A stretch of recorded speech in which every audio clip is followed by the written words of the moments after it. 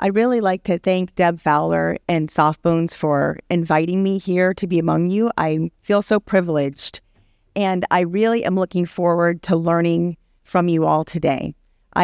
That quote from Michael J. Fox really resonates with me. You all are the experts, and I'm dying to hear what you have to say, and I'm really looking forward to learning from you. I'm also among experts of the presenters that are going to be here today. I'm the least expert of these presenters, so I'm looking forward to learning from them as well. I see my job as kind of just setting the stage for the great information that they're going to be giving. And so there are some areas in my overview that might be a little thin because I know they're going to be delved into and deeper later in the program today. I also just wanted to put a really plug in. I love that My HPP app. I mean, I'm an adult endocrinologist, and so people come to me with diabetes and with other endocrine disorders. And when someone can present you their blood sugars over the last, 2 weeks or a month, or their symptoms that are collated over the last several months, it really helps you see a pattern. Because you really do have a limited view with the patient that you see sitting in front of you today. And you may not see people when they're really having struggle with walking or really having struggle with pain. So that My HPP app sounds marvelous. And I'm really excited that you've developed that. That's great. I think we'd love it for other rare diseases too, just to track those symptoms to really give us a full picture of what people are dealing with on day to day. And it's really powerful. Thank you. So I don't have to tell you all this, but I'm going to do this just so we all are on a level set field. But hypophosphatasia is a rare inherited metabolic disease that has many systemic consequences, including the skeleton, dental consequences, but also other systemic manifestations that Dr. Seyfried is going to talk to us about in depth later today. The prevalence for the severe forms is a 1 to 100,000 or to 300,000 people. But all HPP is more common than the severe forms. And there have been surveys that show it may be as prevalent as 1 in 500 to 6,300. Hypophosphatasia is caused by a deficiency in tissue nonspecific alkaline phosphatase. And this is encoded by the ALPL gene. Genetic variants in the ALPL gene have been identified in up to 95% of HPP patients. And there's over 400 of these variants described in the ALPL gene. There are several different modes of inheritance, and Dr. Prutka is going to talk to you in depth about the genetics of HPP. So just suffice it to say that there are autosomal recessive forms, which are loss of function in the ALPL gene. So there would be 2 variants in each ALPL gene, but there's also autosomal dominant inheritance. And in that case, we think there may be what's called dominant negative effects, meaning that the variant in one ALPL gene is suppressing the activity or the expression of the other ALPL gene. So what is tissue nonspecific alkaline phosphatase? That's a really long word, but it's an enzyme that is really important. It hydrolyzes and dephosphorylates a number of different substrates, which we could talk about in a minute, but it's really important in bone mineralization and teeth mineralization, and it also has several other functions which are becoming more and more elucidated, and we're understanding more and more. Again, Dr. Seyfried will be talking to us about that. There's 4 types of alkaline phosphatase, and tissue nonspecific alkaline phosphatase is one of them. It is widely expressed in all tissues, but it's most abundant in bone, teeth, liver, and kidney. So what does tissue nonspecific alkaline phosphatase do? So it's an enzyme that dephosphorylates extracellular substrates. So the 3 main substrates, in ATP is also a substrate, is inorganic pyrophosphate, also known as PPI, pyridoxal 5-phosphate, PLP, and then phosphoethanolamine, PEA. So in the top panel, you can see in the bone that tissue nonspecific alkaline phosphatase dephosphorylates inorganic phosphorus, and that then leads to mineralization, the deposition of calcium phosphate crystals that then become hydroxyapatite.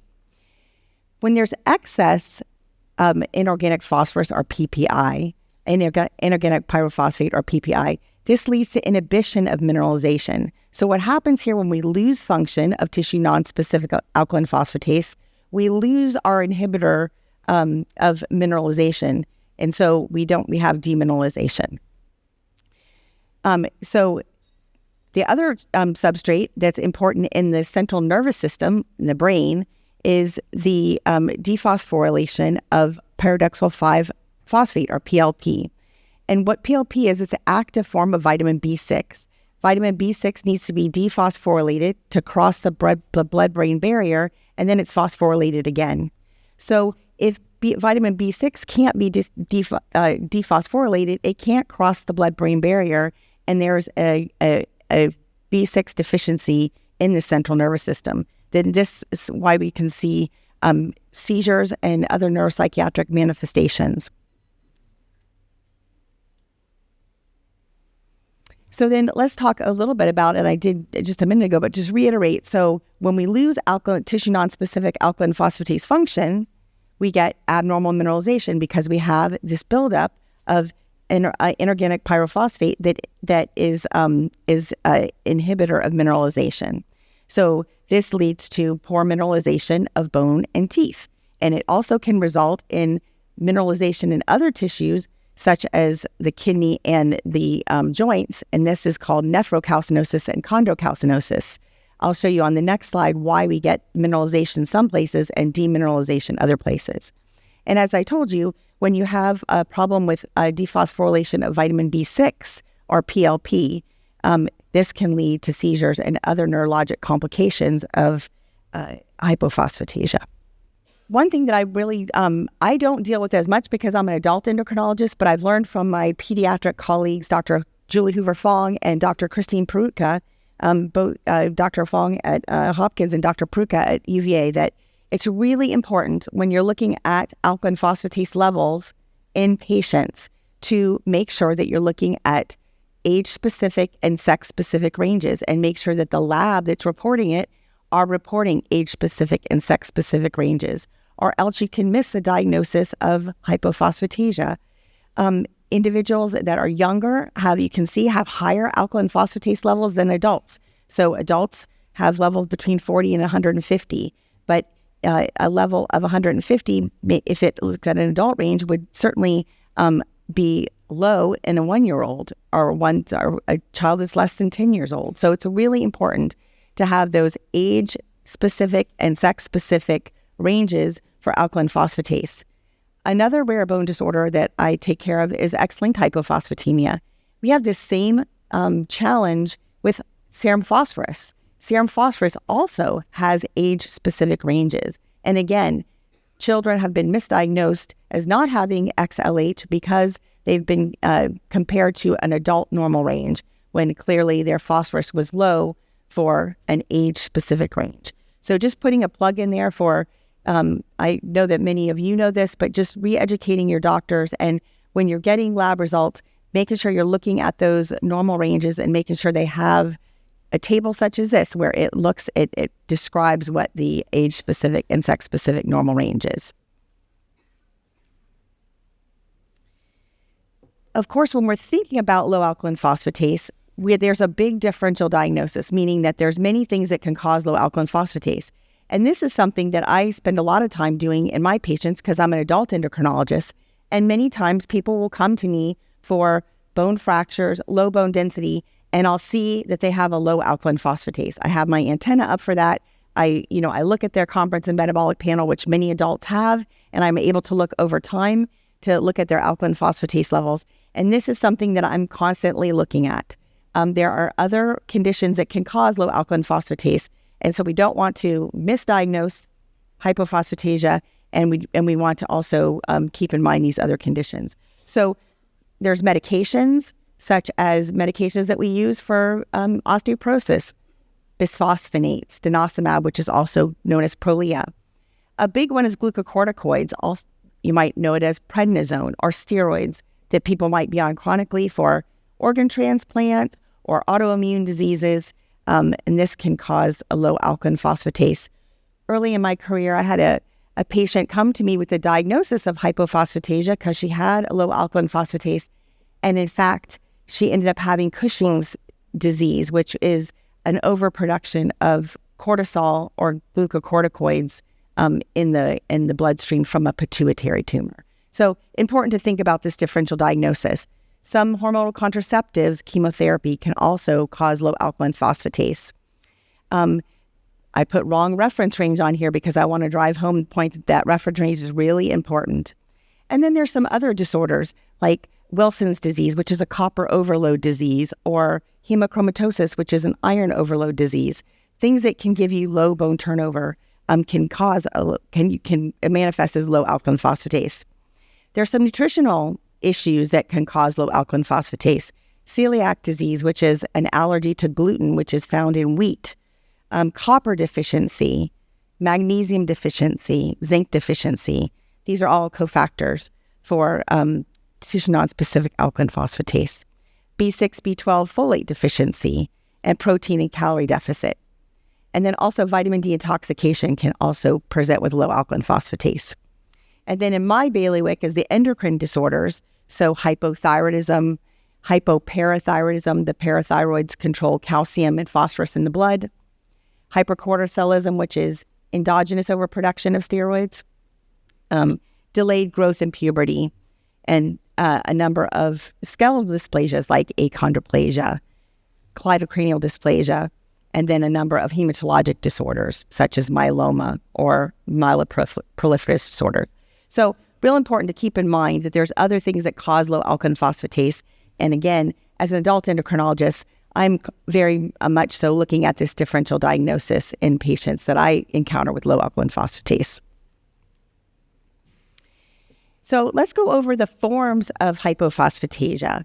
Hypophosphatasia, as you know, has a huge spectrum of phenotypic and clinical presentation, from extremely severe and life-threatening to almost asymptomatic.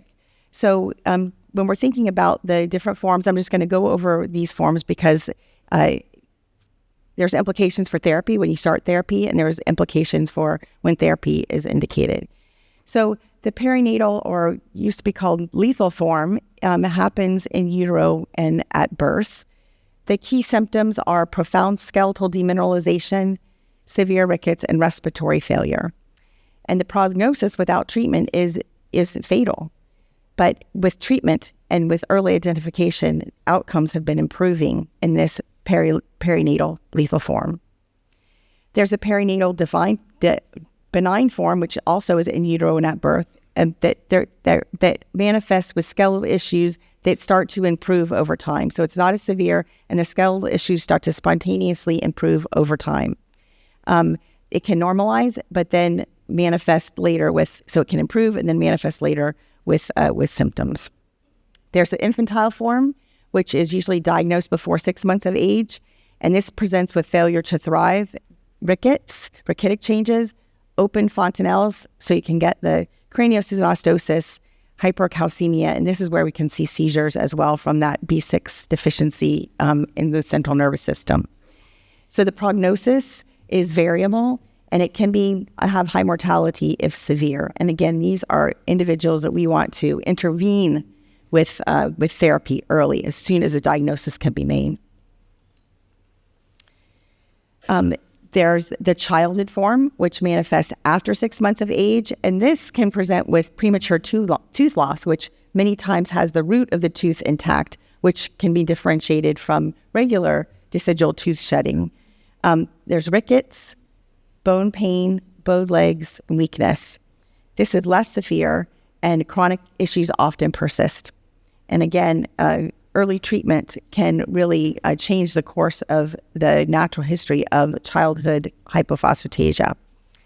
And then this is the one that I encounter most often, is adult hypophosphatasia, and its onset is after age 18.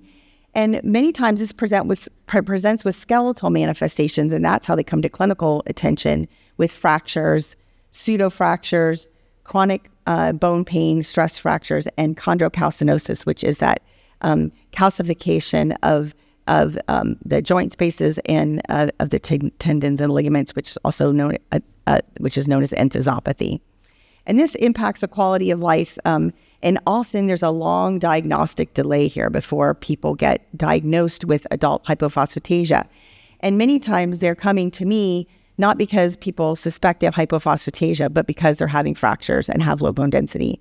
And I'm doing an evaluation, I'm looking at their blood work, and I'm noticing that their alkaline phosphatase is low. So it is not, I don't say it's not uncommon, but a number of people that I have diagnosed with hypophosphatasia have presented this way to a metabolic bone osteoporosis clinic, and we pick up that they have low alkaline phosphatase. And then there's odontohypophosphatasia, which can present in childhood or adulthood, and this just presents primarily with dental issues and no other features of any skeletal demineralization or other symptoms. And this is the mildest form, and they usually have normal bone health. So these are the people that the dentists are seeing primarily. Yeah. And this is just to show you that when the deciduous teeth are shed, that there's this root that's attached, which is not normal. Usually the root is resorbed when people lose their baby teeth, so to speak. So let's talk a little bit here. I'm just going to do a brief overview because Dr. Seyfried is going to dive into this more deeply. But what is the systemic impact of tissue nonspecific alkaline phosphatase deficiency? We talked a lot about the skeleton, so impaired bone mineralization leading to rickets. And rickets is in kids. So once the growth plate closes and you stop growing, you no longer it's no longer called rickets. It's called osteomalacia in adults. But basically, this is bone demineralization. And what happens is when there's not enough mineral in bone, so bone is a protein web with calcium phosphate crystals deposited in the bone, and that gives it its strength. But when you have rickets, there's bone demineralization, and the growth plate is also disorganized, so you get impaired linear growth. When kids start to bear weight, that weight of their body makes their bones bow because the bones are demineralized. So in children they get rickets, in adults they get osteomalacia. And osteomalacia in adults is manifested by bone pain and something we call pseudofractures. And these are fractures that go through the cortex of the bone. They're all these little fractured right like on the side of the femur or right through the side of the bone, and they can progress and progress to a full and through fracture of the long bones. And then I said also bone pain due to pyrophosphate accumulation. In the dental realm, there's premature loss of deciduous teeth and severe dental hypoplasia due to defective cementum. The neurologic symptoms can be seizures from, I said, that central nervous system B6 deficiency, and I talked a little bit about that mechanism. But there's also more subtle neuropsychiatric manifestations that I think are coming to light and are really important to understand and to document. There's muscle weakness and pain, particularly in adult onset hypophosphatasia, but also in those in children there can be hypotonia and muscle weakness that improves with treatment. And then in the renal system, because pyrophosphate is pumped in both the joints by something called the ANK transporter, and also, let's see if I have it, another transporter. When you have pyrophosphate that's in the joint space, it can cause chondrocalcinosis or calcification of joints, which is a very painful condition. You can also get deposition of mineral in the kidney, and this is called nephrocalcinosis, which can lead to kidney stones. It can lead to renal dysfunction. So really important in the renal system. And then finally, the respiratory system. This we usually see in the infantile or the perinatal forms where there's respiratory compromise because of due to poorly mineralized ribs and hypoplastic lungs. So this is a nice figure out of a recent article by Kahn and colleagues talking about the state of hypophosphatasia diagnosis. And I like this because it shows what the overlap between the adult specific and the perinatal, infantile, and juvenile specific manifestations of hypophosphatasia. So you can see in common, both have osteomalacia. It's called rickets in kids and osteomalacia in adults. Bowing deformity, depending on when the osteomalacia manifests. Fractures, there can be scoliosis. And craniosynostosis is a problem with closure of the sutures of the skull. So there can be misshapen skull, or there can be increased intracranial pressure that can lead to a lot of symptoms for that as well. Bone pain and muscle weakness are experienced in both adults and children. Abnormal dentition, and then hypercalcemia and hyperphosphatemia, which means high serum calcium and high blood phosphorus, can be experienced in both adults and kids, as well as the calcification of the kidneys, nephrocalcinosis, that can lead to renal dysfunction or renal impairment. And interestingly, there's also hearing loss in hypophosphatasia. I'm very familiar with X-linked hypophosphatemia, which is a problem with not retaining phosphorus at the level of the kidney and not making an active form of vitamin D, where you get bone demineralization, but you also get hearing loss. And there are little bones in the ear, and so mineralization problems with the bones in the ear can lead to hearing loss. Depression and anxiety is manifest in both the adult and the juvenile and perinatal and infantile forms. Headaches and fatigue. What's specific to the more severe forms are growth failure and poor weight gain, premature loss of primary teeth, B6-dependent seizures, and respiratory failure, flail chest, like we talked about, and then osteochondral spurs. And what's more specific to adults are those osteomalacic fractures that I talked about, looser zones, where you get this fracture through the cortex of the long bones that can be very painful and then quickly fracture through and through. There's also fractures in the metatarsals that are common in HPP. And then arthritis, osteoarthritis in particular, and that's from the chondrocalcinosis. Premature loss of secondary teeth with the root intact, and then chondrocalcinosis or pseudogout. And then this comes from a paper that was just published by Dr. Seifried and colleagues in Calcific Tissue International. Again, talking about kind of the core known signs and symptoms, and then some of these other signs and symptoms that are coming to light. And the things like the MyHPP tracker are going to really help define these type of symptoms. So in the middle are the diagnostic core, where you have the low circulating alkaline phosphatase activity, and you have elevated substrates, you have the elevated phosphonolamine, you have the elevated vitamin B6, and genetic confirmation of HPP to make the diagnosis of HPP. And then the more common manifestations that we think about, rickets and impaired mineralization, craniosynostosis, the problems with the sutures of the skull and having open fontanelle, B6-dependent seizures, lung hypoplasia and respiratory failure, nephrocalcinosis, and loss of primary teeth and pseudofractures. But then there's this other layer of symptoms that are emerging that are more nonspecific, that without really doing clear associations and really talking to you, the experts, it's hard to understand if these are linked to hypophosphatasia, but we see as we talk to people and as surveys are done and we do research that we're finding that weakness, low muscle tone, chronic musculoskeletal pain, exhaustion and fatigue, muscle soreness, headaches, periodontitis, adult tooth loss, gastrointestinal discomfort, sleep disturbances, attention deficit, calcific periarthritis, meaning the chondrocalcinosis, paresthesias, numbness and tingling, anxiety, depression, recurrent metatarsal fractures, and brain fog. These are all another layer of symptoms that are also becoming associated with hypophosphatasia. A number of publications have sought to really put some criteria around making the diagnosis of hypophosphatasia. This is the most recent publication, and this is looking at making the diagnosis in adults and children.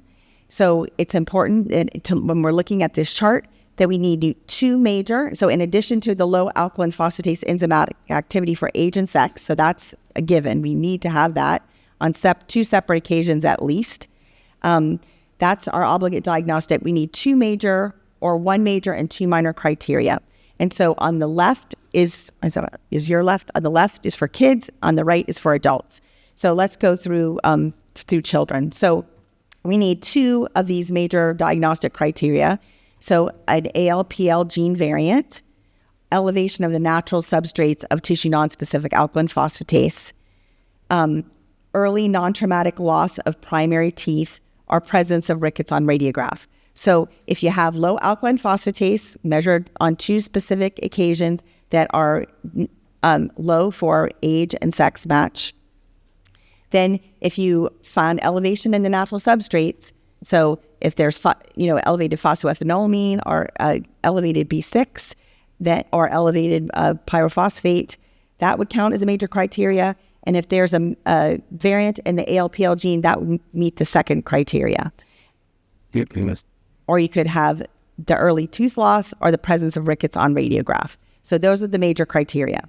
If you only have one major criteria, say you have the ALPL gene variant, but you don't have the other three criteria, you can have one major and two minor criteria. So the minor criteria are chronic musculoskeletal pain or nephrocalcinosis. So we need to look for the nephrocalcinosis with a renal ultrasound. Delayed motor milestones, short stature, impaired mobility, genuvalgum or verum, so knock knees or windswept knees, craniosynostosis, low muscle tone, or B6 responsive seizures. So those are the minor criteria. Looking on the adult side, again, we're going to want that low ALP enzymatic activity, and then the major criteria there that also apply to adults are an ALPL gene variant or elevation in the natural substrates of tissue nonspecific alkaline phosphatase. But in adults, you can also have an atypical femur fracture. That's a fracture that's osteomyelitic in nature, or recurrent metatarsal stress fractures would be major criteria. When we're looking at minor criteria in adults, again, the chronic musculoskeletal pain counts as a minor criteria, and nephrocalcinosis counts as a minor criteria. But if there's early traumatic loss of teeth, atraumatic loss of teeth, or poor healing fractures, or chondrocalcinosis, again, we're going to need to look for chondrocalcinosis based on where there might be joint pain. That would be minor criteria. So again, two major or one major and two minor criteria to make the diagnosis of hypophosphatasia. Yes. This is an interesting study done by Brandy and colleagues, and this is looking at the International Working Group Literature Surveillance. So they looked at literature and they looked at 119 eligible articles and the adult HPP patients in those articles, and looked at the diagnostic characteristics and the most common diagnostic characteristics. And, this is what my experience is because I'm a metabolic bone specialist and I'm an adult doctor. And so this is what I see. I see adult patients presenting with decreased bone mineral density and osteoporosis, or those presenting with poorly healing fractures. Chronic musculoskeletal pain is not something that they come to me for, seek me out for, but it's something that I hear about once we are entertaining the diagnosis.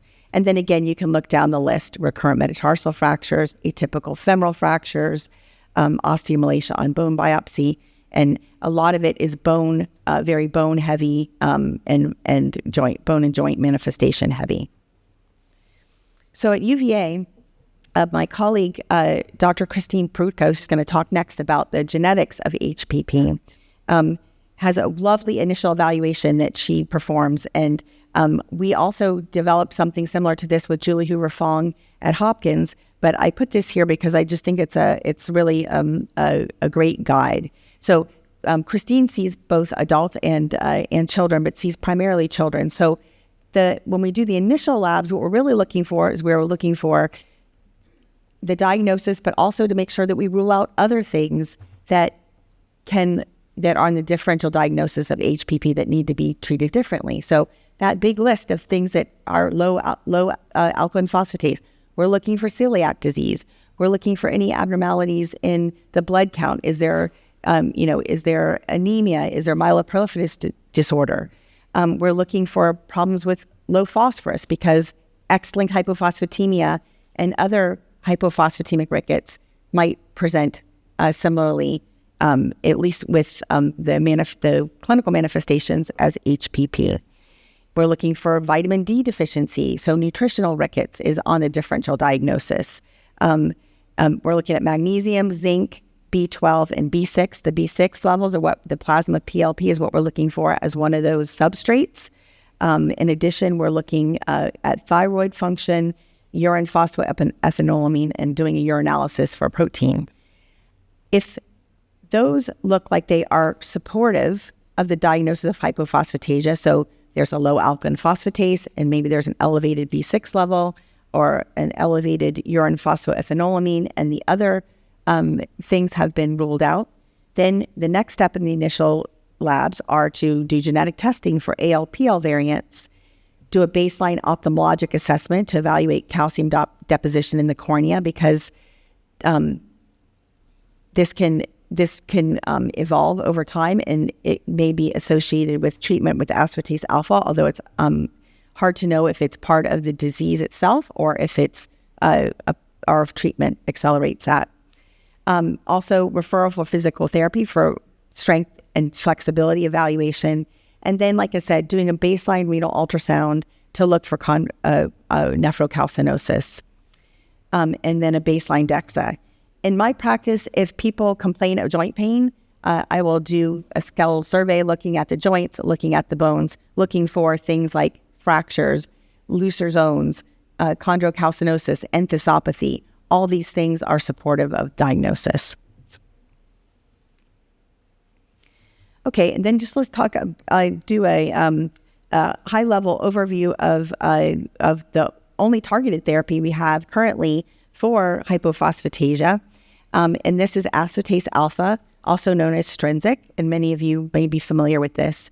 But I think it's just such a great story because it's very innovative, and it's the first of its kind, this kind of targeted bone delivery of an enzyme. You may have known from Dr. Michael White, who's really amazing, that that they've tried all sorts of things like infusing alkaline phosphatase, but it never was successful until we were able to target it to the bone, so that the enzyme sits on the bone. And the way that it gets targeted to the bone is it's linked to this DECA, so it's 10 aspartate peptides, which you can see here in the little black squigglies. And that basically homes it to the calcium phosphate crystal in the bone. So it anchors the enzyme to that area. And when it's anchored to that area, it can dephosphorylate inorganic pyrophosphate, and in so doing, improve bone mineralization. So just really, it's this getting the enzyme to the right place, which is on the bone surface, helps it be able to do its function. You can't just add alkaline phosphatase to the circulation, because that it won't work. So that's how aspartase alpha works. So let's talk a little bit about indications for aspartase alpha enzyme replacement therapy. And this is based on publication in Endocrine that just came out in 2025 by a large group, and they did a Delphi process, which is a way to gather expert opinion from a large group of experts. And they initiated some recommendations for treatment. So they had strong recommendations for 3 topics and weak recommendations for 2 topics. So they strongly recommended that upon diagnosis in poor prognosis forms of hypophosphatasia, such as severe perinatal and childhood forms, that aspartase alpha be initiated upon diagnosis. They also recommended against using aspartase alpha in odontohypophosphatasia, where there's just dental manifestations. They also recommended against using aspartase alpha just for low bone density, that should not be used as a criteria in itself to initiate enzyme replacement therapy. They had some weaker recommendations. They recommended enzyme replacement therapy in patients with bone and joint alterations and muscle weakness. So that's why it's important to assess muscle function, muscle weakness, and also to look for those bone and joint alterations.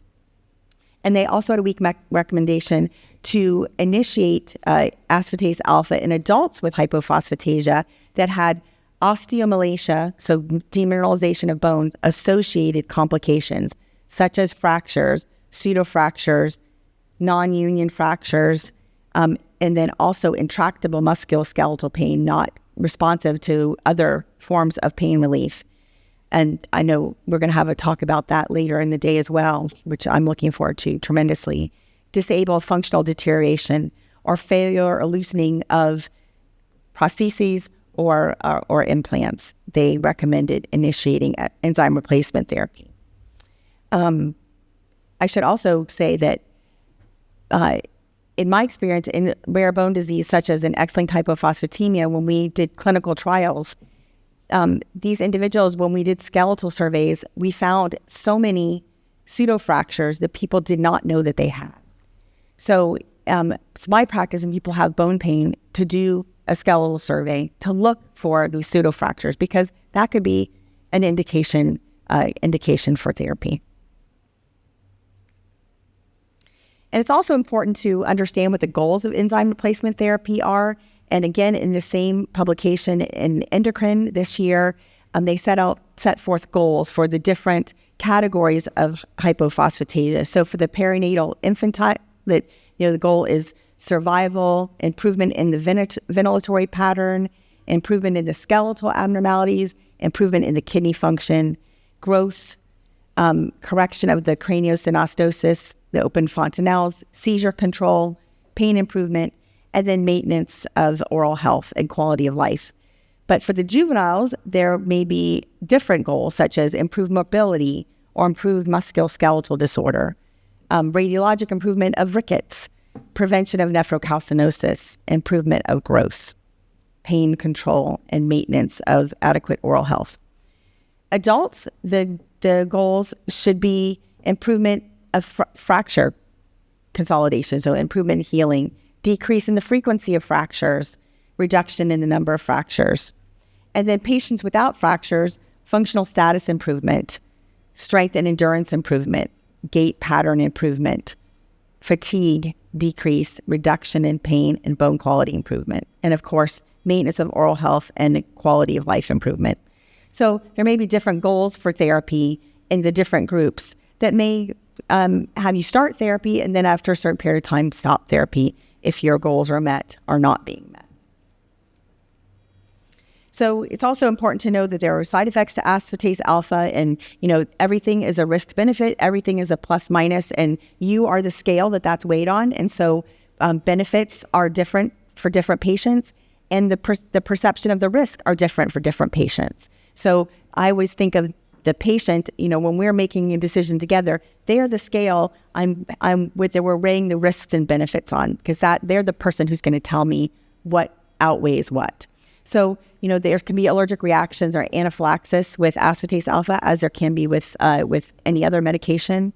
Injection site reactions, I know some people struggle with that, and that can be very painful, as well as lipodystrophy or accumulation of fat and also areas of erosion of the fat in the injection sites. And then, of course, there can be ectopic calcification in the eye and kidneys, and it's unclear if this is natural history of HPP or associated with therapy. So those need to be monitored with eye exams annually and renal ultrasounds for nephrocalcinosis. So what about treatment of low bone density and fractures? And so I put this in here because these are the people that I see a lot. These are people that are coming to me because they're having fractures or have very low bone density, and then I find that they have hypophosphatasia. Well, it's really important to know if someone has hypophosphatasia, because I do not want to touch them with anti-resorptive therapy, because anti-resorptive therapy with bisphosphonates, so things in that category are Fosamax, Reclast, Actonel, Boniva, and then denosumab or Prolia. These are things I don't want to treat a patient with hypophosphatasia with, because it can, first of all, really make the bone pain worse, and it can inhibit mineralization, and there's already a mineralization defect. So these are medications I don't want to use in patients with hypophosphatasia. It can also increase the risk of what we call atypical femoral fracture. And again, these are fractures that are caused by poor mineralization. And these are also fractures that can be side effects. They're rare in regular osteoporosis patients. They're rare, but in hypophosphatasia patients, it can be more common. So I don't use antiresorptive therapy, but there are some data for osteoanabolic agents, such as teriparatide, also known as Forteo, abaloparatide, known as Tymlos, and romosozumab, known as Avinity. And these appear to be at least safe in patients with hypophosphatasia. So if people are fracturing, and I don't think that they meet criteria for aspartase alpha, and I want to reduce their fracturing, I will use an osteoanabolic agent. The problem is when you use an osteoanabolic agent, you need to follow it with something to lock in the gains that you made. We usually do that with a bisphosphonate or with denosumab. I don't do that in that case. I use a weaker antiresorptive, such as raloxifene, but I can't do that in men. So all this to say that, hypophosphatasia is a multi-system disorder, multi-system disease. So it deserves multi-system care. I've talked a lot about the skeleton and the teeth and less so about some of these other manifestations, but it really takes a team to take care of people with hypophosphatasia. And as Deb was pointing out, it's really important for us to learn all the manifestations of hypophosphatasia to be able to put everybody that we need on our team. So there's skeletal and physical care with orthopedics, physical therapy, pain management for bone health, mobility, and symptom relief. There's endocrine and metabolic, monitoring and manage calcium phosphate balance, kidney function, and overall metabolic health. There's dental care for dental assessments and interventions to manage premature tooth loss and other oral health issues. There's neurologic support, neurologists to monitor increase in intracranial pressure or potential seizures. There's genetic counseling, which is really important when we're making a diagnosis of HPP and we're identifying carriers in our family to help us understand what that means and help us talk to our family members about that. And also psychosocial support for addressing the psychological and the social impact of living with a chronic disease. And of course, this community is really important in that multidisciplinary approach of coming together, sharing information, moving as a unit to impact research and care. And as Deb put so beautifully, you're the expert. You're the people that we go to understand what type of care is needed. And I can't tell you how important that is. That partnership and your input is so incredibly valuable. So monitoring recommendations, again, from this new publication, periodic biochemical monitoring, of course, the alkaline phosphatase, calcium. We don't monitor alkaline phosphatase when we're on aspartase alpha because it'll be high.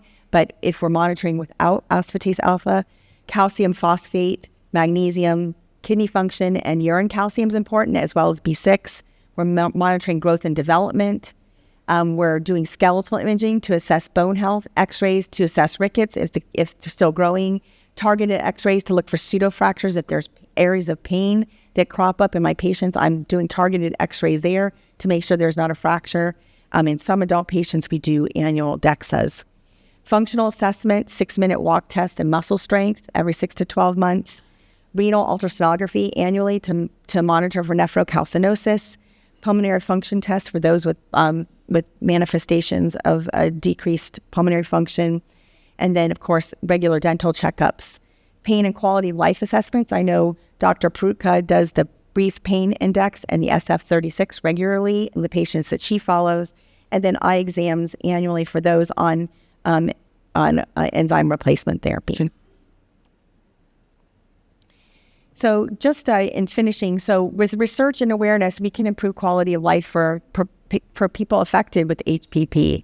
The diagnosis is critical, so increasing awareness, which this Soft Bones has been so fabulous in doing, and getting the word out there. I just love that idea of, if you have a curious, interested doctor that partner with you, even if they're not an expert, that's a person you can work with to help pique that curiosity, help them learn, and then help them become an expert, and that grows our community of doctors. And so I just love that attitude. I just love that partnership. And then the multidisciplinary care to look at the whole person and try to address all the manifestations. And then, of course, support resources and organizations like Softbones. And what you all do is just really amazing of how this organization has just been a leader and just grown so much in 16 years. And so many other rare diseases look to you all as kind of on the frontier of what patient advocacy can do when you're moving together to push research forward, push the research agenda forward, make sure that you give opportunity for enrollment in clinical trials. It's just really impressive. And I feel very privileged to be able to spend the day with you and to learn even more about this wonderful organization. So in summary, we know HPP is rare, inherited metabolic disease with skeletal, dental, and other systemic manifestations. It's caused by variants in the ALPL gene that encodes tissue nonspecific alkaline phosphatase. There's diagnostic and treatment criteria that continue to evolve. Treatment is targeted to enzyme replacement, and it's available, especially in the more severe forms of HPP, and research is underway for new treatments, and also research is underway in which patients that may not have the more severe forms benefit from enzyme replacement therapy. Effective treatment requires a multimodal approach with an entire care team, and organizations like Softbones is vital for driving research, education, and community. With that, I just leave you a picture of Thomas Jefferson in our rotunda, and delighted to have this organization convening in Virginia this year. And I thank you very much for your attention.